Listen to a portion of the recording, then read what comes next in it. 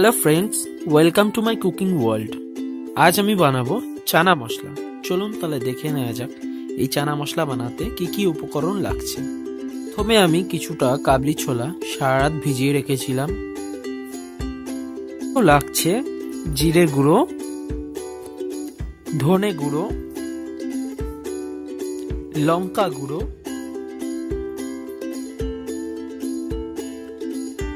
হলুদ গুঁড়ো, 4টে চেরা কাঁচা লঙ্কা, চপড টমেটো, নুন, মৌরি গুঁড়ো এবং গরম মশলা। লাগছে সাদা তেল, চপড পটেটো মানে কুচনো আলু, আমি কিছুটা আদা বাটা নিয়েছি। পাচ্ছেন আমি মটরগুলো প্রেসারে সিদ্ধ করে নিয়েছি, জাস্ট একটা সিটি লাগবে। গ্যাসটাকে জ্বালিয়ে নিলাম। এবার আমি কড়াইয়ের মধ্যে সাদা তেলটা দিয়ে দেবো।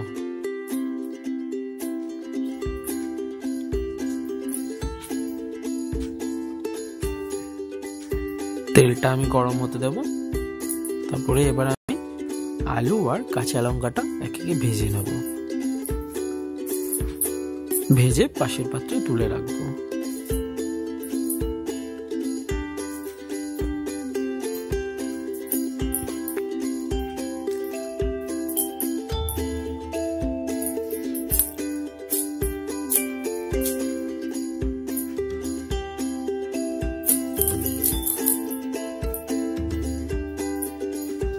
আপনারা দেখতে পাচ্ছেন আমার আলুটা প্রায় ভাজা হয়ে এসছে, আর একটু ভেজে আমি তুলে নেব। আমি আদাটাকে ভেজে নেব।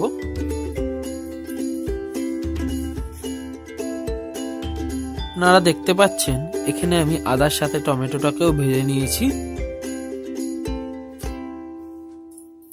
এবার আমি এর মধ্যে একে একে জিরে গুঁড়ো এবং আদার ইনগ্রেডিয়েন্টস গুলো একে একে দিয়ে দেবো।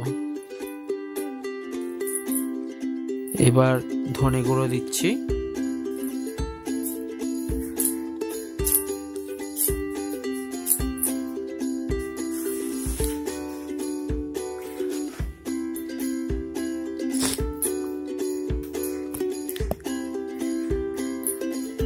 এবার আমি এর মধ্যে লঙ্কার গুঁড়ো দিয়ে দেবো।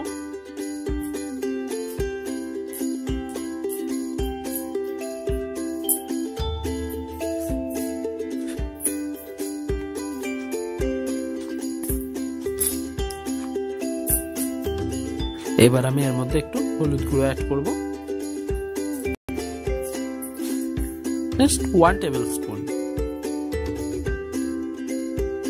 স্বাদ অনুসারে নুন,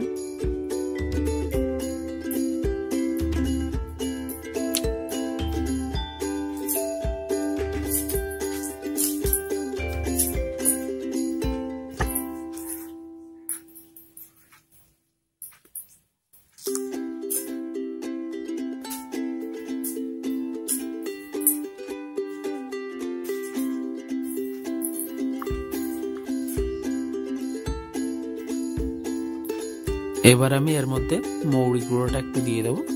মৌরি গুঁড়োটা একটু বেশি করে দেব, 2 টেবিল স্পুন।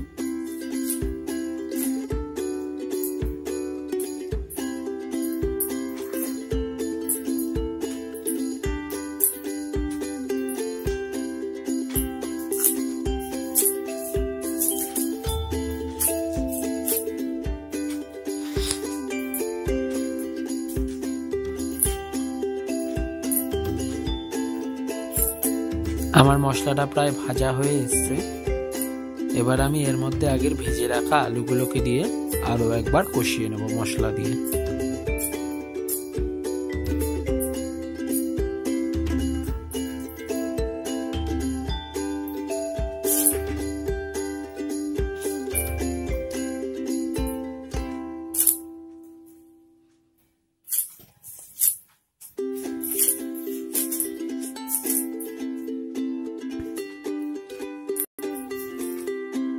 কষানো হয়ে গেছে। এবার আমি এর মধ্যে মটরশুঁটিটা দিয়ে দেবো,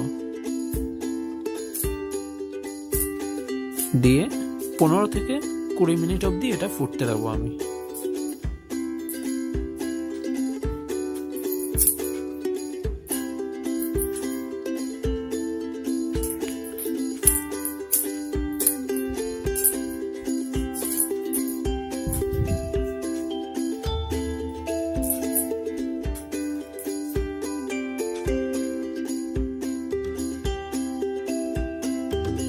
আমার চানা মশলাটা হয়ে এসছে।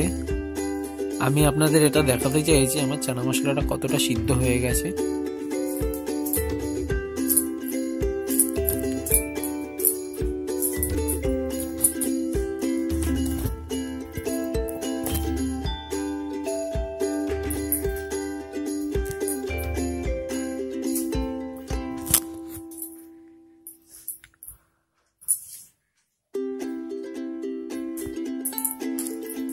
আপনারা দেখতে পাচ্ছেন আমার চানা মশলাটা সিদ্ধ হয়ে গেছে প্রায়।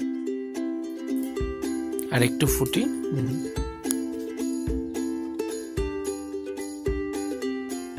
এবার আমি চানা মশলাটা গরম মশলা দিয়ে নামিয়ে নেব।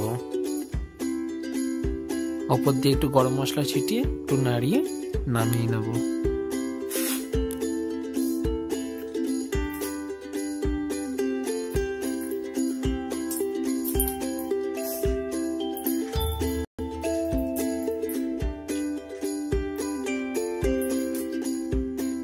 তৈরি হয়ে গেল আমার নিরামিষ চানা মশলা। আপনাদের যদি রেসিপিটা ভালো লেগে থাকে তাহলে প্লিজ লাইক, কমেন্ট এবং শেয়ার করুন এবং আমার চ্যানেলটি সাবস্ক্রাইব করতে ভুলবেন না এবং নিত্য নতুন ভিডিওর জন্য বেল আইকন ক্লিক করে দেবেন। Thank you.